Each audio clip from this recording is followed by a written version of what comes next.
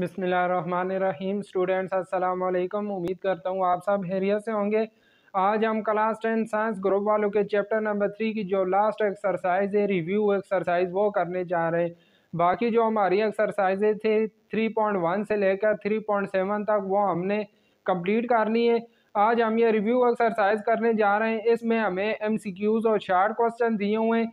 इसमें जो question number 1 है MCQs आ जाते हैं। फर्स्ट MCQs देखिए, कहता है इन रेशो, ये हमें रेशो दी हुई है। कहता है इसमें जो पहला एलिमेंट है ए को क्या कहते हैं। तो देखिए जो रेशो में पहला एलिमेंट होता है उसको हम एंटेसिडेंट कहते हैं, और जो दूसरा एलिमेंट होता है उसको कंसीक्वेंट कहते हैं। तो फर्स्ट MCQs में हमें पहले एलिमेंट का कह रहा है तो इसको क्या कहेंगे, एंटेसिडेंट कहेंगे। दूसरे MCQs में कहता है इन रेशो, ये उसी तरह ही हमें रेशो दी हुई। इसमें कहता है कि जो दूसरा एलिमेंट है वाई, इसको क्या कहेंगे, तो दूसरे एलिमेंट को हम कहते होते हैं कंसीक्वेंट। तो हम देखेंगे MCQs के जो नीचे ऑप्शन दिए, ऑप्शन में जहाँ कंसीक्वेंट आ रहा है उस पर हम टिक या सर्कल लगा देंगे। थर्ड MCQs में कहता है इन अ प्रोपोर्शन, या हमें प्रोपोर्शन दी हुई है। इसमें डी को क्या कहते हैं। तो देखें आपको पता है कि यह जो अंदर वाली दो टर्म्स होती हैं इनको कहते हैं मीन, और बाहर वाले को एक्सट्रीम वैल्यू। ये दोनों एक्सट्रीम वैल्यूज होती हैं और ये मीन वैल्यूज होती है। तो डी इसमें क्या आ रहा है, एक्सट्रीम वैल्यू आ रही है। MCQ नंबर 4 में कहता है इन अ प्रोपोर्शन, ये उसी तरह प्रोपोर्शन दी हुई है। उधर हमें डी का पूछ रहा था। अब इस MCQs में कह रहा है कि सी को क्या कहेंगे। तो मैंने आपको बताया कि ये जो अंदर वाली दोनों टर्म्स हैं इनको मीन कहते हैं और बाहर वाली को एक्सट्रीम कहते हैं। तो अभी सी पूछ रहा है तो सी हमारे पास मीन वैल्यू है। MCQ नंबर 5 में कहता है इन अ कंटिन्यू प्रोपोर्शन, ये हमारे पास कंटिन्यू प्रोपोर्शन दी हुई है। कहता है B is said to be dash proportion, इसमें बी को क्या कहेंगे। तो हमने 3-4 टाइप्स की प्रोपोर्शन पढ़ी हुई थी, third proportion, fourth proportion, mean proportion and continue proportion. तो देखें इसमें जो बी है, बी को हम कहते होते हैं मीन प्रोपोर्शन। इधर डैश में क्या आ जाएगा, mean, MEAN, mean proportion. MCQ number 6 में भी उसी तरह ही हमें कंटिन्यू प्रोपोर्शन दी हुई है, A ratio B equal to B ratio C। लेकिन अब क्या कह रहा है, कहता है C को क्या कहेंगे। इसमें जो C आ रहा है C को कौन सी प्रोपोर्शन का नाम देंगे। तो देखिए जो C है, C को हम कहते होते हैं थर्ड प्रोपोर्शन। तो इधर थर्ड आ जाएगा। इस MCQs का जो हमारे पास आंसर होगा वो थर्ड प्रोपोर्शन का होगा। देखिए MCQ नंबर 7 में कह रहा है फाइंड एक्स, हमने एक्स फाइंड करना है। ये हमें प्रोपोर्शन दी हुई है। तो एक्स फाइंड करने के लिए आपको पता है हम क्या करेंगे, एक्सट्रीम वैल्यूज़ को मल्टीप्लाई कर देंगे और मीन वैल्यूज़ को मल्टीप्लाई कर देंगे। एक्स 5 से मल्टीप्लाई होगा तो ये हमारे पास 5x आ जाएगा, दरमियान में इक्वल का साइन, और 4 जो है ये 15 से मल्टीप्लाई हो जाएगा, 4 मल्टीप्लाई 15। अब हमने x फाइंड करना है तो मैं 5 को दूसरी साइड पे डिवाइड कर दूंगा, तो x इक्वल हो जाएगा 4 मल्टीप्लाई 15 और डिवाइडेड बाय 5 आ जाएगा। अब 5 को मैं 15 से कैंसिल कर देता हूँ, 5 1 ज़ार 5 और 5 3 ज़ार 15 हो जाएगा। तो देखें जब 4 को 3 से मल्टीप्लाई करेंगे तो 4 3 ज़ार 12 आ जाएगा। तो हम MCQs में देखेंगे जहाँ हमारे पास ये ऑप्शन आ रहा है 12, उस पे हम टिक लगा देंगे। तो देखें MCQ नंबर 7 का ये ऑप्शन आ रहा है डी पे आप टिक लगा देंगे। नेक्स्ट MCQs 8 है। इसमें क्या था, you directly proportion V square के। तो जब डायरेक्टली प्रोपोर्शन का साइन ख़त्म करेंगे तो ये हमारे पास किस चीज़ की इक्वल होगा। तो आपको पता है कि जब हम डायरेक्टली प्रोपोर्शन का साइन ख़त्म करते हैं तो इक्वल का साइन और साथ कांस्टेंट के लगा देते हैं और आगे V स्क्वायर। तो ये u इक्वल हो जाएगा के V स्क्वायर के। तो ये हमारे पास इसका ऑप्शन बी आ रहा है, बी पे आप टिक लगा देंगे। MCQ नंबर 9 में भी इसी तरह ही y इन्वर्सली प्रोपोर्शन दिया हुआ है x क्यूब के। तो यहाँ भी देखें जब आप डायरेक्टली प्रोपोर्शन का साइन ख़त्म करेंगे तो इक्वल और साथ के लगा देंगे और 1/x क्यूब इसी तरह ही आएगा। यह देखें के 1 से मल्टीप्लाई होकर के डिवाइडेड बाई एक्स क्यूब हो जाएगा, तो y इक्वल टू के बाई एक्स क्यूब आ जाएगा। तो ये आपके पास ऑप्शन नंबर ए दिया हुआ है। MCQ नंबर 9 का ऑप्शन ए पे आप टिक लगाएंगे। MCQ नंबर 10 में ये हमें दिया हो u over v equal to v over w equal to k. कहता है u किस चीज़ की इक्वल होगा। तो पहले देखें के मेथड से आपको पता है जब के मेथड हम लगाते हैं तो क्या हो जाता है, u इक्वल हो जाएगा v के और यहाँ से देखिए जब इस चीज़ को के इक्वल रखेंगे तो v इक्वल हो जाएगा w के। अब देखें ये v की वैल्यू आ रही है, v की वैल्यू मैं इधर पुट कर देता हूँ तो u इक्वल हो जाएगा v की जगह v की वैल्यू w के लगा देंगे और ये बाहर के आ रहा है तो u इक्वल हो जाएगा w, इसी तरह आएगा के और के मल्टीप्लाई होके के स्क्वायर हो जाएंगे तो ये हमारे पास u आ जाएगा w के स्क्वायर के। तो ये हमारे पास इसका ऑप्शन नंबर ए आ रहा है। एमसीक्यू नंबर 10 के ऑप्शन ए में ये आंसर आ रहा है तो उस पर हम टिक लगा देंगे। एमसीक्यूज 11 ने क्या था, the third proportional of x square and y square, x square and y square का हमने थर्ड प्रोपोर्शनल फाइंड करना है तो पहले इसको हम कंटिन्यू प्रोपोर्शन में लिख लेंगे तो यह हो जाएगा कंटिन्यू प्रोपोर्शन में लिखेंगे तो जो दूसरी टर्म है उसको हम 2 दफ़ा लिख लेते हैं वाई स्क्वायर और रेशो जो हमने थर्ड प्रोपोर्शन फाइंड करना उसकी जगह मैं जेड ले लेता हूँ। अब हम एक्सट्रीम वैल्यूज़ को और मीन्स को आपस में मल्टीप्लाई करेंगे, जेड एक्स स्क्वायर से मल्टीप्लाई होके जेड एक्स स्क्वायर हो जाएगा इक्वल टू वाई स्क्वायर और वाई स्क्वायर मल्टीप्लाई होके वाई 4 आ जाएगा। अब हमने z फाइंड करना है तो z इक्वल हो जाएगा एक्स स्क्वायर, इधर मल्टीप्लाई हो रहा है दूसरी साइड भी डिवाइड होगा तो y4 divided by x square आ जाएगा। तो ये देखें एमसीक्यूज नंबर 11 इसका ऑप्शन नंबर सी हमारे पास आ रहा है, ऑप्शन सी में हमारे पास ये आंसर आ रहा है तो उस पर हम टिक लगा देंगे। एमसीक्यूज नंबर 7 में हमने क्या करना है, कह रहा है द फोर्थ प्रोपोर्शनल एक्स, हमने फोर्थ प्रोपोर्शनल फाइंड करना है और ये हमें प्रोपोर्शन दी हुई है x ratio y proportion v ratio डब्ल्यू। इसमें देखें जो फोर्थ प्रोपोर्शन है वो डब्ल्यू आ रहा है तो डब्ल्यू हमने फाइंड करना है तो देखिए मैं क्या करता हूँ एक्सट्रीम वैल्यूज़ को मीन वैल्यूज़ को मल्टीप्लाई कर देता हूँ, डब्ल्यू एक्स से मल्टीप्लाई होके ये आ जाएगा डब्ल्यू in 2x equal to v y. अब हमने w फाइंड करना है, w को मैं लेफ्ट साइड पे ही छोड़ता हूँ और x इधर मल्टीप्लाई हो रहा है दूसरी साइड पे डिवाइड हो जाएगा तो w इक्वल आ जाएगा v y divided by x। तो एमसीक्यू नंबर 12 का ये हमारे पास ऑप्शन आ रहा है ऑप्शन नंबर बी में, ऑप्शन नंबर बी में हमारे पास ये आंसर आ रहा है तो उस पर हम टिक लगा देंगे। एमसीक्यू नंबर 13 में क्या था, if a ratio b equal हो एक्स रेशो वाई के देन अल्टरनेंडो प्रॉपर्टी, अगर हम इस पे अल्टरनेंडो प्रॉपर्टी अप्लाई करेंगे तो फिर क्या हो जाएगा।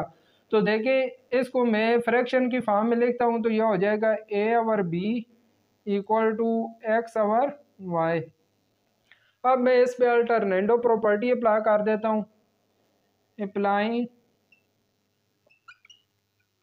Alternendo property.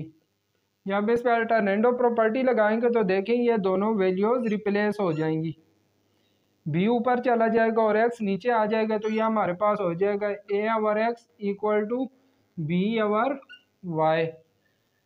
तो ये हमारे पास इसका आंसर आ रहा है, ये वाली चीज़ आ रही है हमारे पास ऑप्शन नंबर ए में तो ऑप्शन नंबर ए इसका इस एमसीक्यूज़ का आंसर हो जाएगा। नेक्स्ट एमसीक्यूज नंबर 14 है, इसमें हमें यह प्रोपोर्शन दी हुई है, क्या था इस पे अगर इन्वर्टेंडो प्रॉपर्टी अप्लाई करेंगे तो यह किस चीज़ की इक्वल हो जाएगा।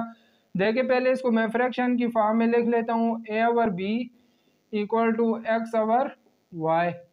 अगर इस पे इन्वर्टेंडो प्रॉपर्टी अप्लाई करें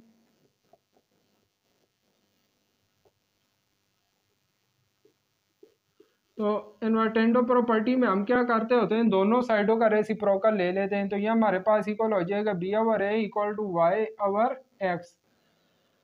तो ये हमारे पास ऑप्शन एमसीक्यू नंबर 14 का ऑप्शन नंबर डी आ रहा है। ऑप्शन नंबर डी में देखें ये वाला हमारे पास आंसर आ रहा है b over a equal to y over x, तो ऑप्शन डी पे हम टिक लगा देंगे। एमसीक्यूज नंबर 15 है, एमसीक्यूज नंबर 15 में क्या है, अगर A over B equal to C over D हो तो इस पे कंपोनेंट ऑफ प्रॉपर्टी अप्लाई करें तो ये किस चीज़ के इक्वल हो जाएगा। तो देखिए जब इस पे कंपोनेंट ऑफ प्रॉपर्टी अप्लाई करेंगे तो ये हो जाएगा A over A plus D equal to C over C plus D. तो ये हमारे पास इसका आंसर आ रहा है ऑप्शन नंबर ए में, तो ऑप्शन ए पे हम टिक लगा देंगे। तो ये एमसीक्यूज हमारे कंप्लीट हो गए। 15 एमसीक्यूज हमें दिए हुए थे, अब इससे आगे शार्ट क्वेश्चन है। शार्ट क्वेश्चन में अगर आप देखें तो फर्स्ट 5 शार्ट क्वेश्चन में हमें डिफिनीशंस दी हुई है, तो डिफिनीशंस आप खुद तैयार कर लेंगे। उससे नेक्स्ट जो सॉल्व करने वाले क्वेश्चन है वो मैं आपको सॉल्व करवा देता हूँ। अब मैं आपको शार्ट क्वेश्चन नंबर 6 करवाने जा रहा हूँ। फर्स्ट जो 5 शार्ट क्वेश्चन है वो डिफिनीशन है वो आप खुद तैयार कर लेंगे। इसको शार्ट क्वेश्चन में कहता है फाइंड एक्स। एक्स हमने फाइंड करना है, ये हमें प्रोपोर्शन दी हुई है। तो एक्स फाइंड करने के लिए मैं क्या करता हूँ, मीन वैल्यूज़ को और एक्सट्रीम वैल्यूज़ को आपस में मल्टीप्लाई कर देता हूँ। इन दोनों को मल्टीप्लाई करेंगे तो एक्स 3 से मल्टीप्लाई होके 3x इक्वल टू 6 5 से मल्टीप्लाई होके तो 6 5 कितना हो जाता है 30। अब एक्स हमने फाइंड करना है, 3 को मैं दूसरी तरफ डिवाइड कर देता हूँ तो एक्स इक्वल हो जाएगा 30 डिवाइडेड बाय 3। 3 का टेबल 30 पे 10 टाइम जाता है तो एक्स की वैल्यू हमारे पास 10 आ जाएगी। शार्ट क्वेश्चन नंबर 7 में एक्स डायरेक्टली प्रोपोर्शन वाई सो क्या दिया हुआ है, एक्स और वाई की वैल्यू हमें दी हुई है, तो ये एक्स और वाई की वैल्यू लगा के हम के की वैल्यू फाइंड कर लेंगे। तो देखें एक्स इक्वल हो जाएगा के वाई स्क्वायर के, एक्स की वैल्यू हमें 27 दी हुई है इक्वल टू के इसी तरह आएगा, और वाई की वैल्यू 4 दी हुई है तो 4 का स्क्वायर आ जाएगा। तो यहाँ से देखें 27 इक्वल हो जाएगा के इंटू 4 का स्क्वायर 16 आ जाएगा। अब हमने के फाइंड करना है तो 16 को मैं 27 पे डिवाइड कर देता हूँ तो ये के इक्वल आ जाएगा 27 डिवाइडेड बाय 16। अब हमने y फाइंड करना है तो ये वाले रिलेशन में लिख लेता हूँ, x इक्वल है के वाई स्क्वायर के। तो जो वैल्यूज हमें दी हुई है वो मैं पुट कर लेता हूँ। x की वैल्यू हमारे पास 3 है इक्वल टू के की वैल्यू 27/16 आ रही है, और y स्क्वायर इसी तरह आएगा। y हमने फाइंड करना है, y स्क्वायर को मैं इधर ही छोड़ता हूँ, ये जो टर्म है 16 डिवाइड हो रहा है 3 से मल्टीप्लाई हो जाएगा तो 3 मल्टीप्लाई 16 डिवाइडेड बाय 27 हो जाएगा। अब 3 और 27 को मैं कैंसिल कर देता हूँ, 3 1 ज़ा 3 और 3 9 ज़ा 27, तो ये हमारे पास 16/9 आ जाएंगे। तो जब मैं दोनों तरफ स्क्वायर रूट लूँगा, इस स्क्वायर को ख़त्म करने के लिए जब मैं दोनों तरफ स्क्वायर रूट लूँगा तो y की वैल्यू हमारे पास आ जाएगी 16 का स्क्वायर रूट 4 और 9 का स्क्वायर रूट 3 आ जाएगा। तो ये हमारे पास प्लस माइनस 4/3 आ जाएगी y की वैल्यू। नेक्स्ट शार्ट क्वेश्चन है, इसमें u इन्वर्सली प्रोपोर्शन दिया हुआ है v के। तो यहाँ से देखें u इक्वल हो जाएगा k by v, sorry u equal हो जाएगा k बाई वी के। अब हमें u और v की वैल्यूज दी हुई है, u की वैल्यू 8 है, k इसी तरह आएगा, और v की वैल्यू हमारे पास 3 आ रही है। 3 को मैं दूसरी तरफ मल्टीप्लाई कर देता हूँ तो k की वैल्यू 3 8 ज़ा 24, k की वैल्यू 24 आ गई। अब हमने v फाइंड करना है तो ये वाला रिलेशन मैं दोबारा लिख लेता हूँ, u इक्वल टू के बाई वी। v हमने फाइंड करना है तो v को मैं दूसरी तरफ ले जाता हूँ तो ये हो जाएगा v इक्वल टू के बाई यू। अब k की वैल्यू हमारे पास कितनी आई है 24, और u की वैल्यू हमें 12 दी हुई है, इन दोनों को कैंसिल करेंगे तो 12 2 ज़ा 24 होता है तो v की वैल्यू हमारे पास 2 आ जाएगी, v की वैल्यू 2 आ गई है। नेक्स्ट शार्ट क्वेश्चन है, वो कहता है फाइंड फोर्थ प्रोपोर्शनल। ये 3 टर्म्स हमें दी हुई है, हमने चौथी फाइंड करनी है। तो देखें इनको पहले मैं प्रोपोर्शन की फॉर्म में लिखता हूँ तो 8:7 प्रोपोर्शन 6:x हो जाएगी। अब जो फोर्थ प्रोपोर्शन हमने फाइंड करनी है उसकी जगह मैंने x ले लिया। अब मैं मीन वैल्यूज़ को और एक्सट्रीम को मल्टीप्लाई कर देता हूँ, x 8 से मल्टीप्लाई होके 8x इक्वल टू 7 को 6 से मल्टीप्लाई करेंगे तो 42 आ जाएगा। अब x हमने फाइंड करना है, 8 को मैं दूसरी तरफ डिवाइड कर देता हूँ, ये डिवाइड हो गया। अब इनको मैं 2 के टेबल से कैंसिल कर देता हूँ, ये देखिए 2 4 ज़ार 8 और ये आ जाएगा 2 2 ज़ार 4 और 2 1 ज़ार 2, फिर हमारे पास 21/4 आ गया। अब ये दोनों टर्म मज़ीद कैंसिल नहीं होती हैं तो यही हमारे पास x की वैल्यू आ जाएगी 21/4। तो यही हमारे पास फोर्थ प्रोपोर्शन फाइंड हो गया है। नेक्स्ट शार्ट क्वेश्चन नंबर 10 है, कहता है फाइंड मीन प्रोपोर्शनल। हमने मीन प्रोपोर्शनल फाइंड करना है, ये दो टर्म्स दी हुई है। तो मीन प्रोपोर्शनल फाइंड करने के लिए आपको पता है ये दरमियान में मीन प्रोपोर्शन आ जाता है, ये हमने फाइंड करना है। तो देखें मीन वैल्यूज़ को और एक्सट्रीम को मैं मल्टीप्लाई कर देता हूँ। एक्स और एक्स मल्टीप्लाई हो गया, x square equal to 16 multiply 49 हो जाएगा। अब इन दोनों टर्म्स को मल्टीप्लाई करेंगे तो एक्स स्क्वायर हमारे पास आ जाएगा 784। अब हमने एक्स की वैल्यू फाइंड करने के मैं दोनों तरफ स्क्वायर रूट ले लेता हूँ, यह स्क्वायर रूट कैंसिल हो जाएगा। तो एक्स की वैल्यू हमारे पास आ जाएगी प्लस माइनस इस चीज़ का स्क्वायर रूट हमारे पास 28 होता है। तो एक्स की वैल्यू हमारे पास प्लस माइनस 28 आ गई। तो यही हमने जो मीन प्रोपोर्शन था फाइंड करना था। एमसीक्यू नंबर 11 में कहता है थर्ड प्रोपोर्शन फाइंड करें। तो थर्ड प्रोपोर्शन फाइंड करने के लिए हम क्या करेंगे, ये जो दूसरी टर्म हमें दी हुई है इसको दो दफ़ा लिख लेंगे। तो ये हो जाएगा 24/4 प्रोपोर्शन 4 और रेशो एक्स। अब ये थर्ड प्रोपोर्शन आ रहा है, ये हमने फाइंड करना है। तो देखें इन दोनों टर्म्स को और इन दोनों मीन और एक्सट्रीम वैल्यूज़ को मैं मल्टीप्लाई कर देता हूँ। एक्स 28 से मल्टीप्लाई होकर 28x हो जाएगा इक्वल टू 4 16 आ जाएगा। अब 28 को मैं डिवाइड कर देता हूँ तो x इक्वल हो जाएगा 16 डिवाइडेड बाई 28। 4 के टेबल से मैं कैंसिल कर देता हूँ, 4 4 16 और 4 7 28।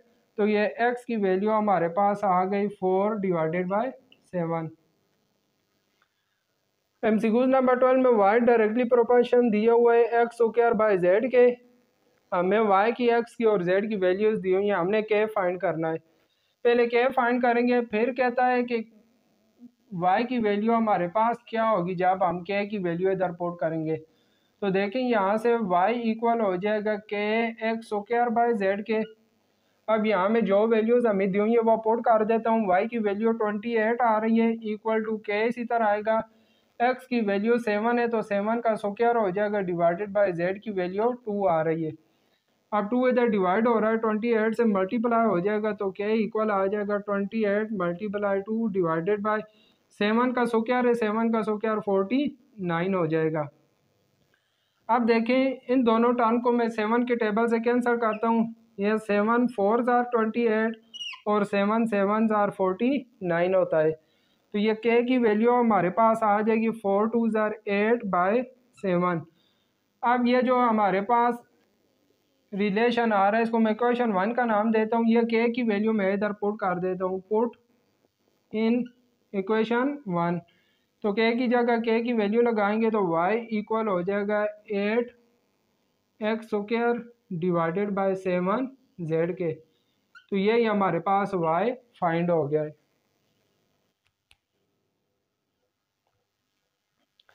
अब हम शार्ट क्वेश्चन नंबर 13 करने जा रहे हैं। इसमें z डायरेक्टली प्रोपोर्शन दिया हुआ है एक्स वाई के और आगे हमें z की x की और y की वैल्यूज़ दी हुई हैं। तो देखें यहाँ से z इक्वल हो जाएगा k एक्स वाई के।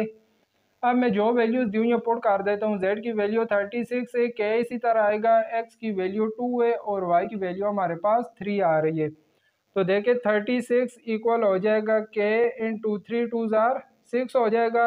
अब मैंने k फाइंड करना है, 6 को मैं दूसरी तरफ डिवाइड कर देता हूँ तो k इक्वल हो जाएगा 36 डिवाइडेड बाय 6। तो इन दोनों को जब कैंसिल करेंगे 6 1 6 और 6 6 36 होता है तो k की वैल्यू हमारे पास 6 आ गई है। अब ये k की वैल्यू मैं इस रिलेशन में पुट कर देता हूँ, पुट इन इक्वेशन 1। तो ये z हमारे पास इक्वल आ जाएगा, k की जगह हम 6 लगा देंगे तो z इक्वल आ जाएगा 6x y के। तो यही हमने z फाइंड करना था। देखें जब k की वैल्यू 6 हो। MCQs number 14 short question number 14 में हमें w इन्वर्सली प्रोपोर्शन दिया हुआ v स्क्वायर के। तो देखिए जब इन्वर्सली प्रोपोर्शन का साइन खत्म करेंगे तो इक्वल और साथ k आ जाएगा और 1/v स्क्वायर। अब हमें w और v की वैल्यूज़ दी हुई है, w की वैल्यू 2 आ रही है, k इसी तरह और 1/v की वैल्यू 3 आ रही है। तो 3 का जब स्क्वायर लेंगे तो 9 हो जाएगा। 9 इधर डिवाइड हो रहा है, दूसरी तरफ मल्टीप्लाई होगा तो k इक्वल हो जाएगा 2 मल्टीप्लाई 9 और 2 9 18। ये हमारे पास k की वैल्यू फाइंड हो गई।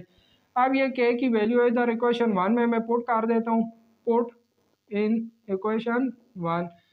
इक्वेशन 1 में के की वैल्यू हम लगाएंगे तो डब्ल्यू इक्वल आ जाएगा, के की वैल्यू 18 आई है, 18 मल्टीप्लाई 1/v²। या 18 को 1 से मल्टीप्लाई कर दे तो डब्ल्यू इक्वल हो जाएगा 18 डिवाइडेड बाई v² के। तो यही रिलेशन हमने फाइंड करना था, डब्ल्यू की वैल्यू फाइंड करनी थी इन टर्म ऑफ के। तो देखिए शॉर्ट क्वेश्चन भी हमारे कंप्लीट हो गए। तो इसी के साथ ही हमारी आज की यह जो रिव्यू एक्सरसाइज थी कंप्लीट हो गई है। बहुत इजी एक्सरसाइज थी, एमसीक्यूज और शॉर्ट क्वेश्चन थे, बहुत इजी थे। उम्मीद करता हूँ कि आपको ये दोनों चीज़ें एमसीक्यूज भी और शॉर्ट क्वेश्चन भी अच्छी तरीके से समझ आ गए होंगे। अब आपका काम है कि इसकी प्रैक्टिस करें और इसको अच्छी तरीके से तैयार करें। तो उम्मीद करता हूँ कि आपको ये हमारी आज की वीडियो पसंद आई होगी। तो चैनल को ज़रूर सब्सक्राइब करें और वीडियो को लाइक और शेयर करना ना भूलें। शुक्रिया, अल्लाह हाफिज़।